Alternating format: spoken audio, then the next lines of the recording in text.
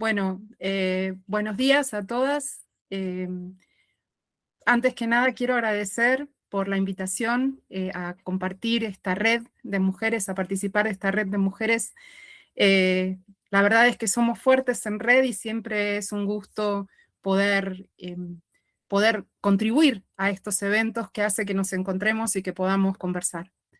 Yo vengo a hablar de liderazgo hoy, pero antes de hablar quiero hacer una aclaración. Para mí el liderazgo es un tema sistémico, no es un tema personal. Muchas veces se considera el liderazgo como una característica personal. Se dice de alguien que es una buena líder, un buen líder, o que tiene pasta de líder. Y creo que eso es bastante reduccionista, porque el liderazgo es una función, no es una característica de una persona, y en tanto función está inserta en un sistema. Y nosotros pertenecemos a un sistema muy particular, al sistema nuclear, al sector nuclear, y el sector nuclear es un sector intrínsecamente complejo. Es complejo desde lo tecnológico, y eso lo sabemos todas nosotras por el trabajo que hacemos todos los días, pero también es complejo desde lo organizacional, porque tiene múltiples actores que tienen que alinearse para que los proyectos y las actividades del sector nuclear sean posibles. Es muy complejo también desde lo social, porque todas sabemos que la licencia social para el desarrollo de actividades nucleares siempre es difícil y requiere de mucho esfuerzo. Así que hoy yo vengo a proponerles una conversación sobre el liderazgo como un tema sistémico y que parte de la complejidad, parte del hecho de que nosotras en el sector nuclear tenemos que gestionar complejidad en múltiples niveles. Así que hoy vamos a hablar un poquito de qué es lo que está pasando en este momento en el sector nuclear, que yo lo considero una paradoja y que tenemos que resolverla. ¿Qué es lo que entendemos por esta forma de liderazgo sistémico de la que les quiero hablar, que es el liderazgo transformacional? ¿Dónde ocurren las transformaciones en la industria nuclear? Y en particular, ¿qué pasa con las trayectorias femeninas en los procesos de transformación? Y después dejarles 4 prácticas concretas que hoy mismo podemos empezar a implementar en nuestras organizaciones para producir estas transformaciones que creemos necesarias. Nosotros hoy pertenecemos a un sector que generalmente cuando hablamos de lo nuclear, de lo primero que hablamos es del tema de seguridad. Y eso viene porque tenemos una cultura de seguridad desde ya, pero también una cultura de minimización del riesgo. Los proyectos nucleares buscan minimizar riesgos, no solamente riesgos nucleares, riesgos radiológicos, también riesgos de proyectos. El tema del riesgo está como muy presente. Cuando un sector, una organización, tiene al riesgo como ahí en la punta de los dedos, suele tener procesos muy jerárquicos, procesos muy estructurados, suele ser en general una organización, un sector conservador. Ahora, nosotros estamos en un momento de inflexión en que el sector nuclear quiere implementar un cambio enorme. Quiere pasar de ser un sector que hace ciertas cosas de cierta manera a ser un sector que se inserta en el mundo de una manera muy distinta. ¿Y esto cómo lo podemos resumir? Nosotros hoy tenemos procesos de desarrollo de proyectos nucleares que en general hablamos de hablamos de construir plantas nucleares, construir plantas de radioisótopos, construir centrales. Cada proyecto tiene sus particularidades únicas, tenemos regulaciones locales con algún nivel de uniformización, pero muy poco. Cada proyecto se licencia en el lugar donde se va a llevar adelante. Tenemos una jerarquía técnica fuerte, los temas técnicos dominan absolutamente las conversaciones y muchas veces las tomas de decisiones, y por supuesto desarrollamos nuestras actividades en el contexto de una cultura de seguridad y cumplimiento muy estricta. Ahora resulta que queremos pasar a ser SMRs y microreactores. Entonces necesitamos de repente tener una capacidad de adaptación a la que nuestra industria no está acostumbrada, porque resulta que hace 70 años, 80 años que venimos operando de manera más o menos similar.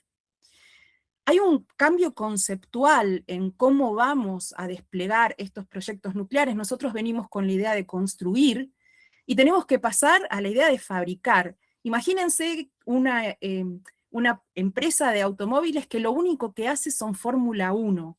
Son autos Fórmula 1 que son únicos y que se hacen para un corredor y que se hacen con casi a medida. Y resulta que ahora esta escudería de Fórmula 1 se quiere dedicar a fabricar autos de consumo masivo. Hay una diferencia muy conceptual y muy profunda, muy ideológica de cómo se lleva adelante la actividad. Nosotros estamos exactamente en ese momento, venimos de construir Fórmulas 1 y queremos ahora de repente fabricar productos en serie, SMRs y microreactores. Esto nos lleva a que venimos también de una industria donde el mantenimiento es clave, es una actividad clave, y de repente estamos planteando, che, vamos a poner reactores tipo motores, generadores diésel, que los vamos a instalar y nos vamos a ir. Y por otro lado, estamos pasando de un concepto de sistema a un concepto de producto. Esta es una transformación enorme para nuestro sector. ¿Y cómo la vamos a hacer? ¿Con cambios tecnológicos solamente? ¿Con decir y declarar que vamos a pasar de hacer reactores como los veníamos haciendo a que vamos a hacer SMRs y microreactores? ¿Lo vamos a lograr? Claramente no, porque esto requiere otra cosa. Requiere, además de una transformación tecnológica, una transformación cultural.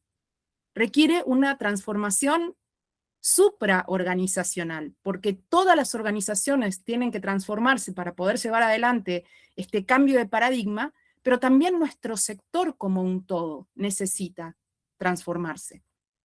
Entonces, justamente como alguien tiene que llevar adelante este proceso, acompañar este proceso de transformación, vengo a compartir con ustedes esta idea de liderazgo transformacional, que no es nada nuevo, no es algo que haya inventado yo, ni mucho menos, sino que es un resultado, una mirada del liderazgo que es resultado en realidad del estudio de cómo fueron, qué características o qué hacían, más que qué características tenían, qué hacían los grandes líderes exitosos del siglo XX. James MacGregor Burns fue un historiador que en la década del 70 se dedicó a estudiar a los grandes líderes, en particular de Estados Unidos, por supuesto, a la mayoría varones.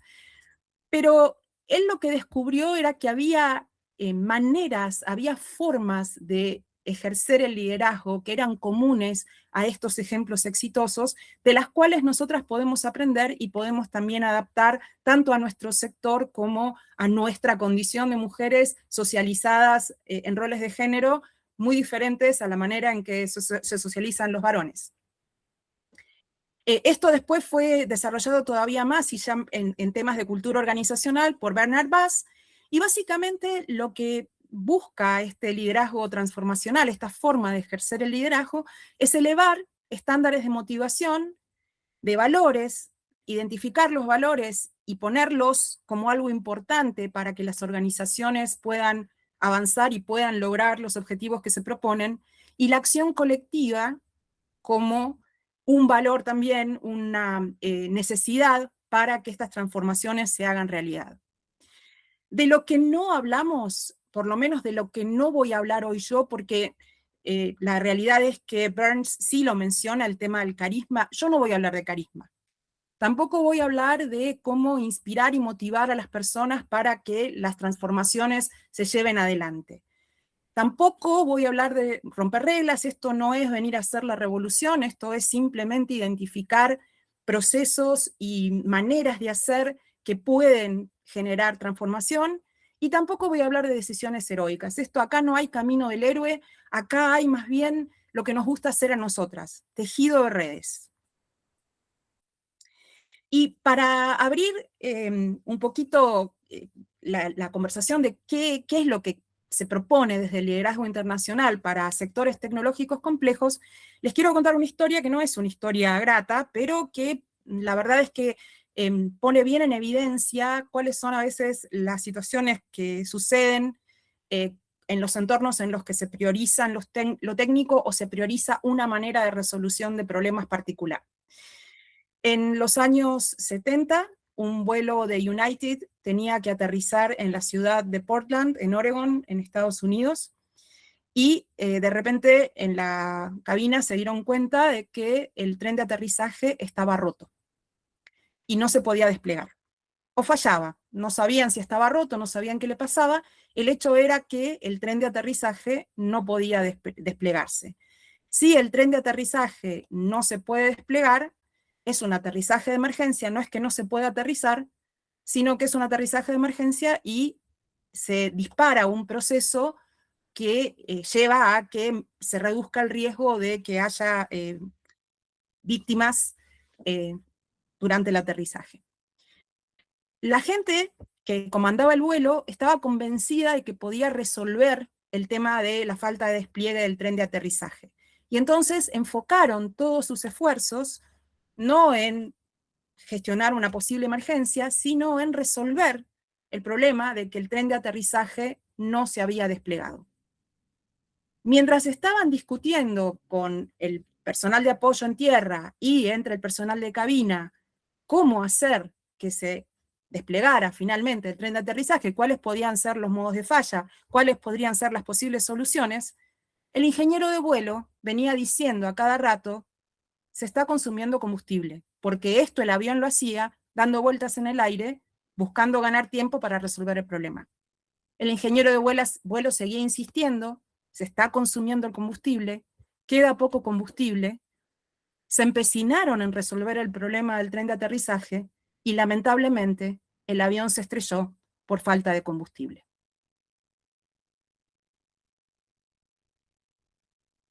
La transformación más difícil en las organizaciones técnicas no tienen que ver con decisiones técnicas, no tienen que ver con modificaciones tecnológicas, no tienen que ver con mejores procedimientos, tienen que ver con cambios culturales. En este caso, claramente, no había una cultura de abrir la cabeza, pensar en que quizá no podían resolver el problema, estaban muy confiados en que lo iban a resolver, y escuchar al ingeniero de vuelo que les estaba diciendo, hay un riesgo, lo tenemos que gestionar, no estamos teniendo un riesgo en cuenta, por favor escuchen. Y sin embargo no lo escucharon, y esta secuencia accidental terminó de la peor manera posible. ¿Qué pasa en nuestro sector que es muy parecido a otros sectores profundamente tecnológicos, complejos, donde hay muchísimas interfaces? ¿En qué lugar es que podemos cristalizar transformaciones o qué es lo que se necesita para que una transformación se cristalice? Claramente, el aspecto técnico es crucial. Si nosotros no interpretamos correctamente los temas técnicos, mal vamos a poder discutir, aunque sean temas culturales, mal podemos traer a colación temas culturales si lo técnico no tiene un buen procesamiento, si no está bien expresado, si no está bien explicado. Por otro lado, algo que nos cuesta mucho es el tema de la cultura del desacuerdo técnico. Si silenciamos el desacuerdo, es imposible que haya cambios. Si siempre estamos de acuerdo porque no se dan las condiciones para que se pueda decir a mí eso no me parece bien, difícil que haya una transformación. Y por otro lado, en nuestro sector, por lo jerárquico que es, muchas veces hay conocimientos que se invisibilizan. Nuestras organizaciones son extremadamente ricas en saberes y hay muchísimos saberes no técnicos, por ejemplo. Y muchas veces en las discusiones para resolver un problema, esos saberes no técnicos no participan, porque se considera más importante reunir un montón de ingenieros e ingenieras que de repente traer una persona que puede facilitar correctamente la interacción para que salgan resultados más interesantes. Veamos estas cosas un poco más en detalle. Nosotros somos reinas y reyes de normas y procedimientos. Nuestra industria está plagada de normas y procedimientos, y muchas veces se siguen las normas y los procedimientos y el juicio técnico queda un poco al costado.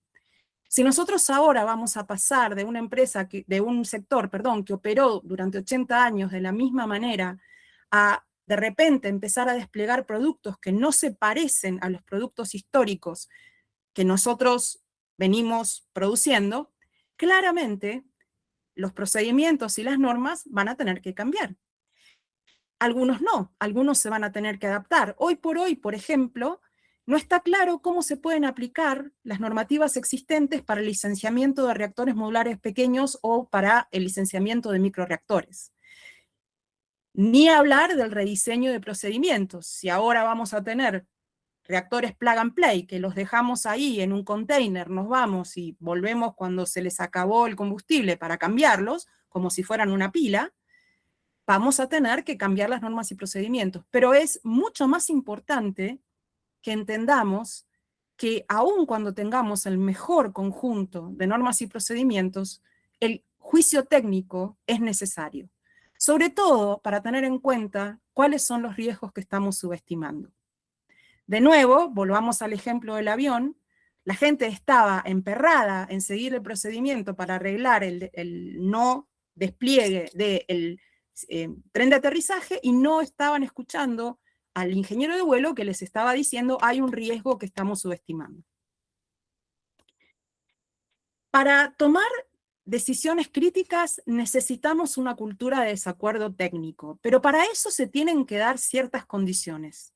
Se tiene que dar un debate técnico honesto, que a veces cuesta mucho, porque creemos que si vamos a una reunión y desautorizamos a un colega, no le estamos haciendo ningún favor. Sin embargo, la capacidad de cuestionar es crucial. Si queremos cambiar, si queremos transformar, si queremos que nuestra cultura sea una cultura abierta a la transformación, tenemos que tener la posibilidad de cuestionar. Y para esto es fundamental generar espacios de seguridad psicológica.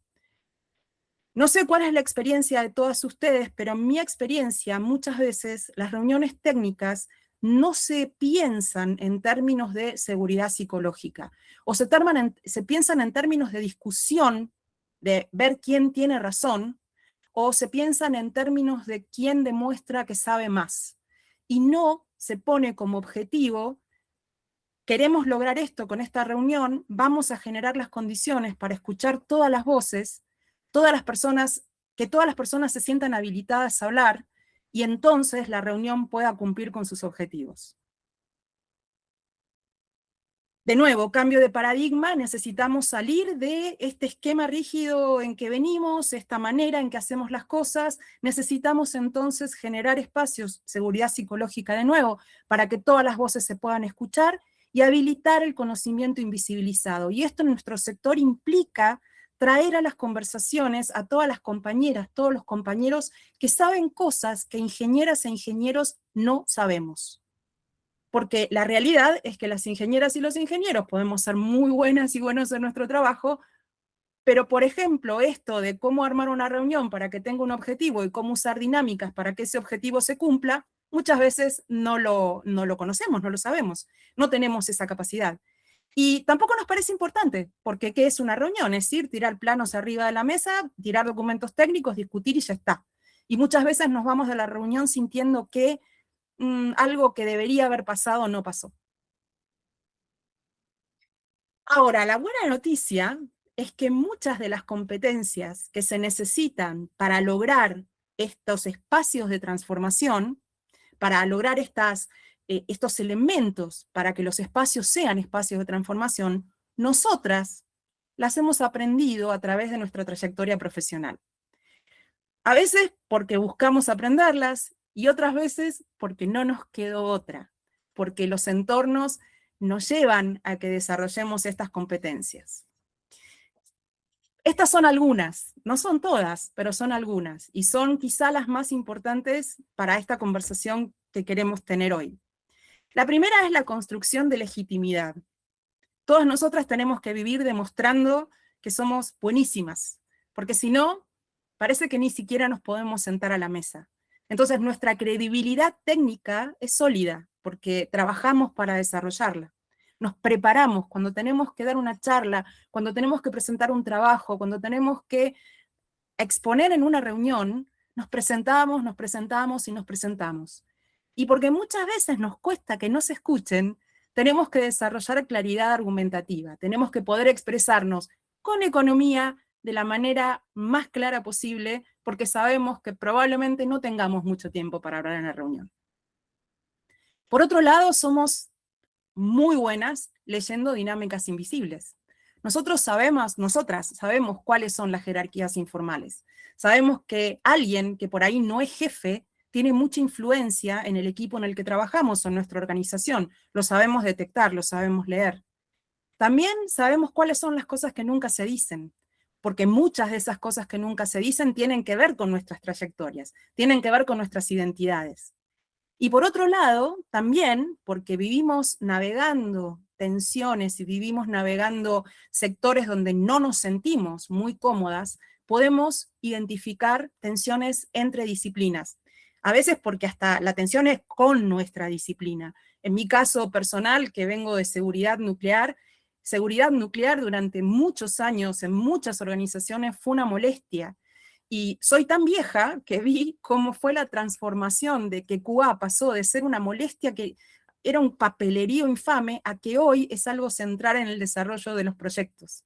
Así que estas tensiones entre disciplinas nosotras las vemos, las vivimos y sabemos cómo abordarlas. Y por otro lado, desarrollamos influencia sin poder formal, porque tenemos la propensión, tenemos la vocación de construir alianzas. Esta red que tenemos acá es una muestra de eso, porque somos muy buenas traductoras entre y desde lenguaje técnicos. Muchas veces interpretamos lo que un técnico dice y lo podemos expresar de manera que otra área técnica lo pueda decir, lo pueda entender, o bien somos muy buenas comunicadoras públicas de la ciencia y la tecnología nuclear. Y por otro lado, tenemos también, por de nuevo nuestro rol de género, por la manera en que nos socializamos y por lo que aprendemos a lo largo de nuestra vida, la capacidad de facilitar conversaciones sin tener autoridad jerárquica. ¿Y saben qué? Esto es liderazgo transformacional en acción. Entonces, nosotras como mujeres en este momento, en el sector nuclear, estamos en un lugar ideal para entender qué es lo que se necesita e implementar las acciones para poder lograrlo. Nosotras sabemos que el liderazgo transformacional, lo entendemos casi visceralmente, requiere influencia y no necesariamente autoridad formal. Y esto es algo que en las organizaciones jerárquicas a veces cuesta que se entienda. Esto es algo en lo que hay que trabajar, esto es algo que tenemos que poner en evidencia, pero sin duda el desarrollo de influencia, y esto es muy importante sobre todo para las profesionales jóvenes, saber que no necesitar ser jefe o jefa de todo para poder intervenir con influencia en procesos de transformación, es crítico. Finalmente, para cerrar y para poder tener una conversación, quiero dejar 4 prácticas concretas que hoy mismo nosotras podemos salir y podemos empezar a practicar en nuestras organizaciones para empezar a mover la rueda de este liderazgo transformacional y también si esta manera de liderar es algo que nos interesa, en lo que nos interesa crecer, en lo que nos interesa desarrollarnos, tenerlos como, en nuestra cajita de herramientas, como opciones para empezar a aplicarlo. La idea es motorizar transformaciones sin romper estructuras. Ay, perdón.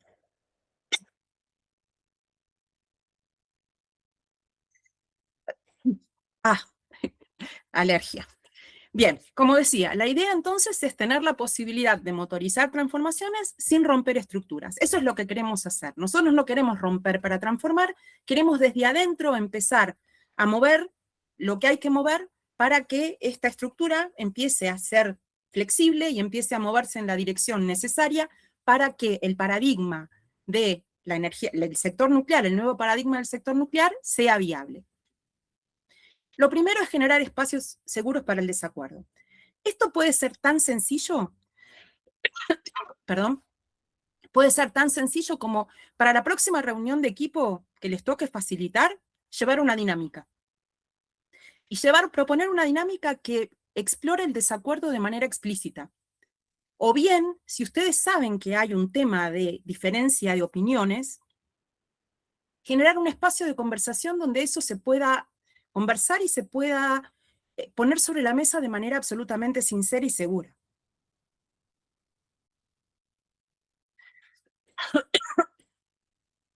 Mi alergia decidió venir a la reunión. La otra es seguir creando estas redes y fortaleciéndolas. Si nosotros sabemos, por ejemplo, yo sé que Delphi y Melina saben un montón de dinámicas, de reuniones para justamente lograr que las conversaciones difíciles se puedan tener. Entonces, fortalezco mi red con ellas y cuando necesito aprender de esas cosas, lo busco. Dentro de nuestras organizaciones, buscar quiénes son las personas permeables a este tipo de cambios, a este tipo de actividades y sumarlas. Tratar de ver en qué reuniones podemos incorporar a estas personas, en qué actividades les podemos incorporar para que de repente las cosas se puedan hacer de manera diferente, porque fortalecer las redes nos lleva a eso, nos lleva a poder cambiar la manera de hacer, y justamente eso es lo que estamos buscando. Hacer mejores preguntas. Es muy importante pensar tanto o más qué vamos a preguntar en una reunión que qué vamos a decir en una reunión. Muchas veces en nuestra cultura de el querer brillar, pensamos más en lo que vamos a decir que en lo que vamos a preguntar. O tenemos la idea de que si preguntamos vamos a quedar como que no sabemos. Sin embargo, hacer buenas preguntas es una competencia, una habilidad poderosísima, que puede abrir conversaciones que hasta ese momento estaban completamente obturadas. Y por último, visibilizar el conocimiento oculto. El nuestro, si nosotras tenemos conocimiento que no es estrictamente técnico, pero que puede aportar, traerlo a la conversación. Pero también hay un montón de personas silenciosas que saben un montón y que muchas veces porque no entran o no conocen las reglas del juego, no suman y nos estamos perdiendo de escuchar esas voces. A veces también hay que salir del enfoque y escuchar al que está diciendo se está acabando el combustible. A veces hay que escuchar lo que no queremos escuchar. Entonces hay que visibilizar esas cosas que muchas veces circulan por debajo de las redes, por debajo de los grupos de trabajo y que no se explicitan. Si hay algo que les quiero dejar como mensaje final, es que en los sistemas complejos, como el sector nuclear, el silencio es un riesgo. Nosotros sabemos que durante muchos años las organizaciones, las instituciones nucleares hicieron muchísimo por lograr que su gente hable para, por ejemplo, detectar errores tempranos. Bueno, hoy tenemos que hablar también para decir que si no hacemos cambios en la manera en que habitamos como sector, los cambios de paradigma que necesitamos van a ser dolorosos, difíciles o en algunos casos imposibles.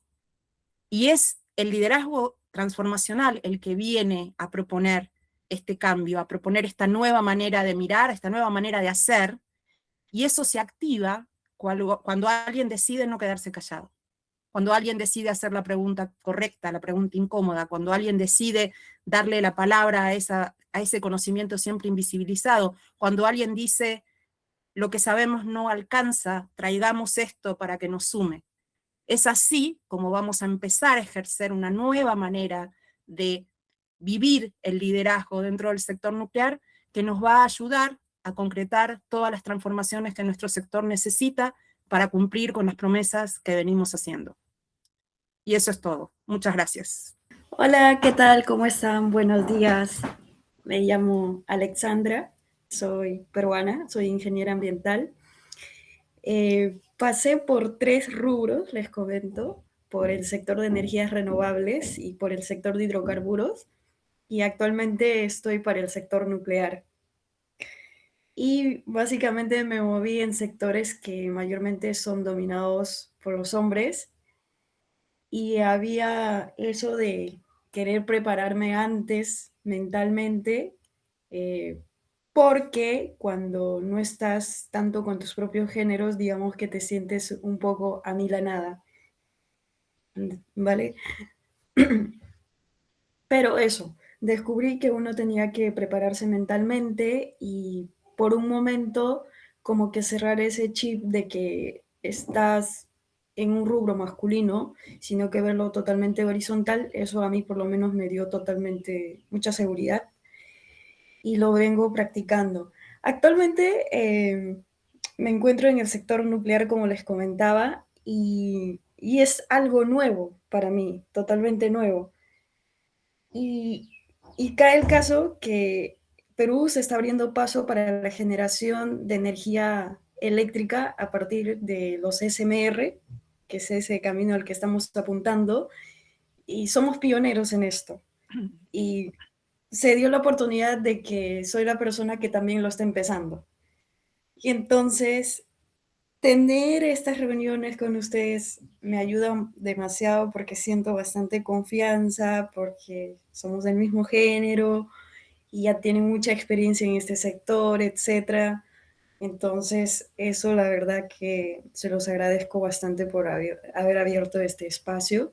Y bueno, actualmente estoy preparando programas que tengan que ver justamente con el tema de la seguridad radiológica y más aún cuando estamos apuntando a una zona bastante sensible como lo es la Amazonía peruana. Ujú. Entonces, aparte de ello, lo que tengo en mente es que quiero hacer de repente algo un poco más diferente, salir un poco más de lo técnico y acercarme más a la parte social, porque en esta zona del país justamente hay bastantes peruanos que hablan lenguas distintas, no solo el español, y el tema nuclear siempre resuena mayormente por el miedo. Y cuando tú quieres llevar este proyecto a esta zona para cerrar brechas energéticas, pues cuando dices nuclear lo relacionan básicamente con las bombas Claro, nucleares, lo que pasó en Japón, etcétera. claro. Entonces, no solo quiero llevar como que una solución, sino que quiero hacer que ellos en sus distintas lenguas puedan entenderlo. Ya quiero que entiendan eso, que acercarles a este mundo, que no tengan miedo. Y justamente estaba pensando en utilizar la inteligencia artificial, porque no todos los profesionales hablamos todos los idiomas de estas zonas. Y bueno, para eso creo que ya me salí del tema. No, está muy bien. Eso, eso que estás planteando es, yo dije que iba a abordar el tema del liderazgo desde la complejidad, ¿no? Desde el hecho, desde el rol que tiene el liderazgo en la gestión de la complejidad. Y lo que vos estás describiendo es una situación de un nivel de complejidad muy alto. Y no me Sí. refiero a complejidad porque sea difícil. Cuando hablo de complejidad no hablo de difícil, no hablo de complicado.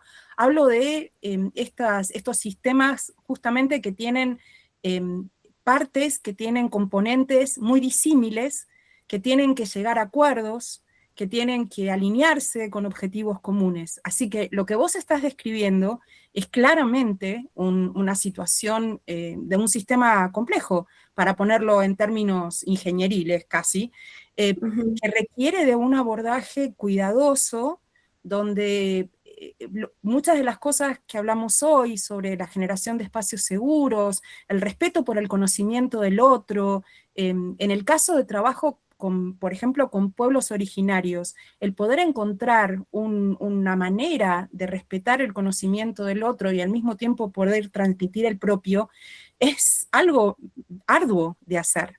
Y en eso te recomiendo la experiencia de Canadá con lo que ellos llaman las primeras naciones. Canadá tiene un desarrollo nuclear bastante importante que precedió a el nacimiento o la revalorización del respeto por la cultura originaria en Canadá. Pero, sin embargo, desde que el gobierno canadiense tomó la iniciativa o asumió la responsabilidad de respetar a los pueblos, las primeras naciones, como le llaman ellos, dentro del territorio, las empresas que desarrollan tecnología nuclear y que ya tenían instalaciones nucleares en los territorios, hicieron un trabajo de aprendizaje y de transformación muy importante. Así que mi sugerencia sería que busques un poco cuál fue la experiencia canadiense en relación a este trabajo con las primeras naciones, porque te puede ayudar a, a pensar el abordaje de comunidades que tienen una cosmología y una mirada del mundo completamente distinta que la mirada tecnológica con la que venimos nosotros a instalar un reactor nuclear. Muchas gracias, Verónica. Sí, justamente es complejo, no por lo difícil, sino es Sí. por la estructurar, etcétera, Sí. teniendo en cuenta que es cuando una persona está más en contacto con la naturaleza, lo valora más. Absolutamente, sí. Pero además Y la naturaleza para otras comunidades representa algo que para nosotros, que tenemos una mentalidad occidental muy tecnocrática, no representa lo mismo. Es un hecho. exacto, Sí. exacto. Entonces, tuve que frenar mi mente de técnica un momento y humanizarme más y ponerme en los zapatos de ello, porque Bien, siempre muchas veces rechazan los proyectos y entender de dónde viene eso, el bien, por qué. bien, bien. Entonces dije, ok, queremos cerrar brecha en esta zona del país, pero es que vamos a resultar como los otros proyectos más, porque, y aparte que cuando lo nuclear resuena mucho más como algo negativo, no. Absolutamente.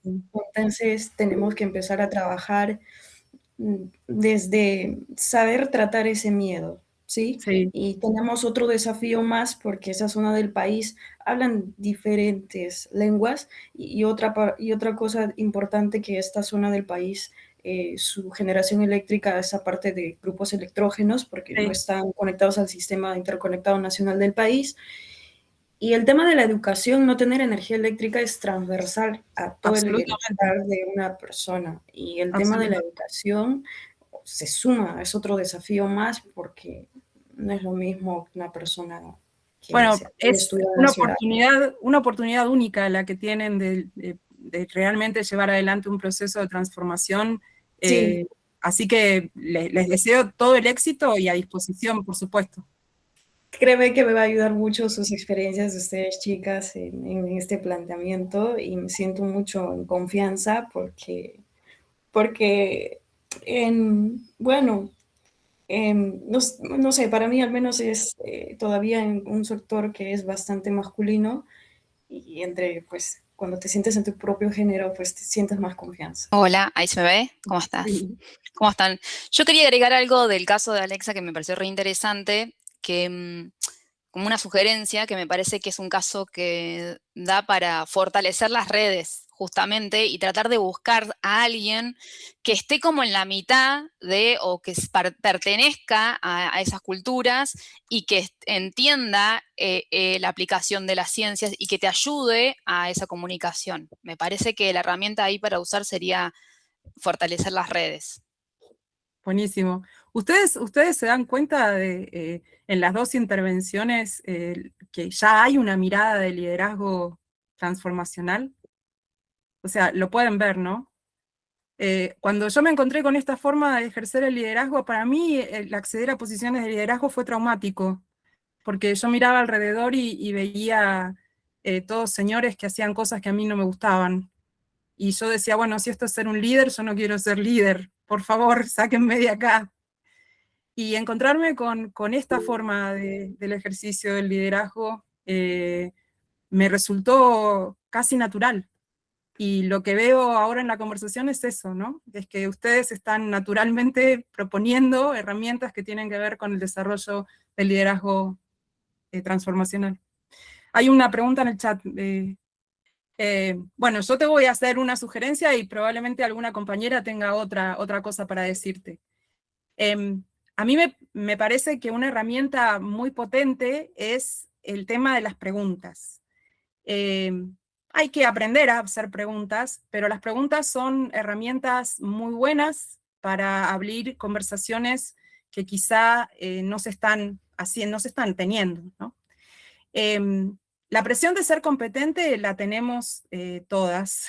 La verdad es que, como dije antes, las mujeres, además de tener jefes exigentes, tenemos un nivel de autoexigencia con el que venimos programadas elevadísimo. Entonces nunca nos parece suficiente lo que sabemos, nunca nos parece suficiente lo que hacemos, nunca es como que... Entonces, exponerse mucho también es algo que no nos resulta fácil. Pero encontrar las preguntas adecuadas y hacerlas es una manera de empezar a abrir conversaciones que quizá no se están teniendo. Y la otra cosa es buscar aliados, buscar aliades dentro de tu espacio de trabajo. Seguramente hay otras mujeres o hay varones que tienen una actitud colaborativa, que les gusta trabajar en red, y empezar a tejer redes, sobre todo si sos nueva en un cargo, tejerte una red, tanto una red de soporte como una red de pares, es generalmente cuando yo encaro una posición nueva, eso es lo primero que hago, empiezo a tejer red. Así que yo te dejaría esas dos sugerencias. Una es ir a las reuniones con un espíritu de hacer preguntas, buenas preguntas, y la otra, la de tejer tus redes dentro de tu nuevo cargo para poder sentir el sostén que necesitas para empezar a implementar transformaciones. Hola, buenas a todas. Hola, Loren. A ver, hola, Vero.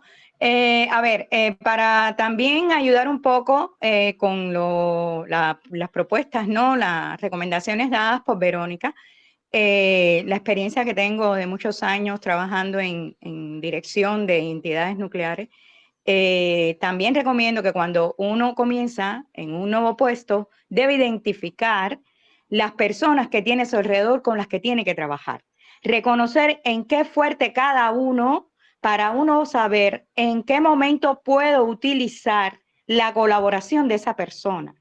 Es decir, tratar de, si no había un equipo, construir tu equipo hasta que lo puedas modificar de acuerdo ya sea con el comportamiento de las personas o modificando la composición de esas personas, es decir, cambiando personal.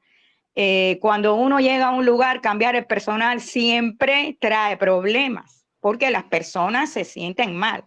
Por tanto, lo mejor es identificar la fortaleza que tiene cada miembro de ese equipo con el cual vas a trabajar, ese grupo de personas, y a partir de ahí, tú puedes entonces saber cuándo en un momento determinado colaborar, es decir, solicitar la colaboración de esa persona, de qué manera lo puedo hacer mejor, cómo, con quién puedo apoyarme, y eso te va a ayudar mucho, por lo menos en los primeros tiempos.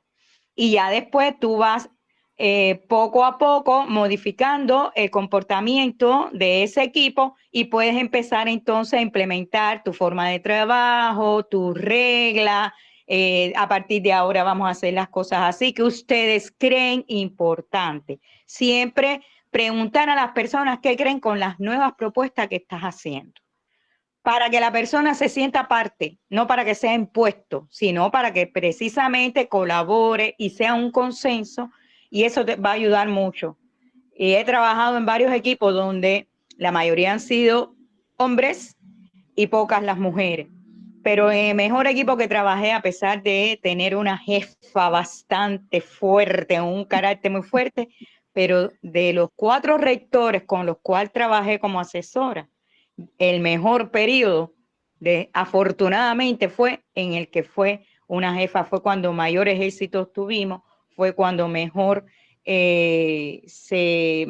resultados se obtuvieron, tanto externamente como internamente en la institución, desde el punto de vista organizacional, mejora de condiciones.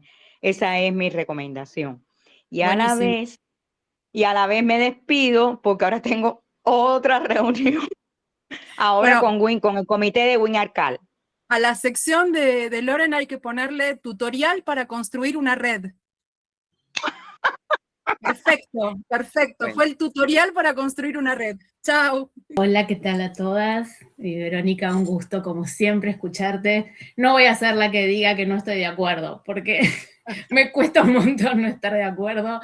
Quería traer quizás una dimensión adicional a lo que planteaste, que es que siempre cuando yo misma he hablado de estas cosas, digo, bueno, un poco lo mismo que dijiste vos, que la mujer en los espacios de toma de decisión, en donde por mucho tiempo peleamos y seguimos peleando por una paridad de género, no es solo por la paridad, no es solo la estadística, no es solo el número, es lo que la mujer trae a esta mesa de toma de decisión y esta mirada tan femenina que sabe leer, como vos dijiste también, esa lectura de lo no verbal, esas otras cuestiones que están diluidas entre lo técnico, que por supuesto es fundamental y siempre va a tener su rol. Es indiscutible que lo técnico va a ser importante, pero que es esa cosa de lo demás que lo solemos traer las mujeres y he estado en equipos liderados por mujeres maravillosos, donde eso es lo que marcó una diferencia. Entonces yo siempre insisto, no se pierdan los equipos de liderazgo masculinos, no se pierdan la oportunidad de trabajar juntos.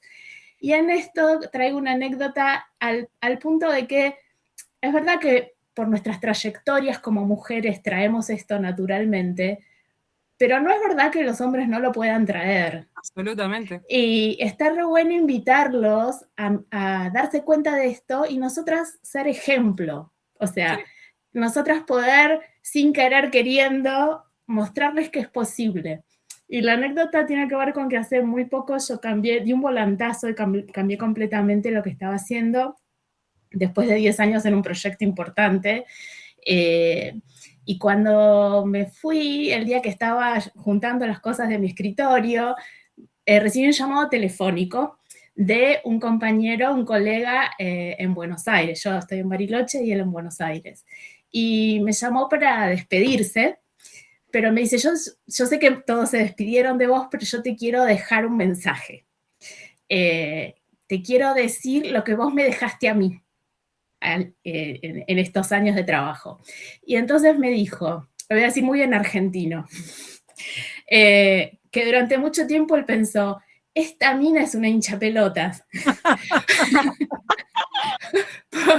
por mi insistencia permanente en el cuidado de la comunicación, en el cuidado de las palabras, en cómo redactábamos un mail, en cómo nos dirigíamos a nuestros futuros usuarios, en cómo nos dirigíamos entre colegas en reuniones. Y yo siempre fui, como él dice, muy hinchapelotas.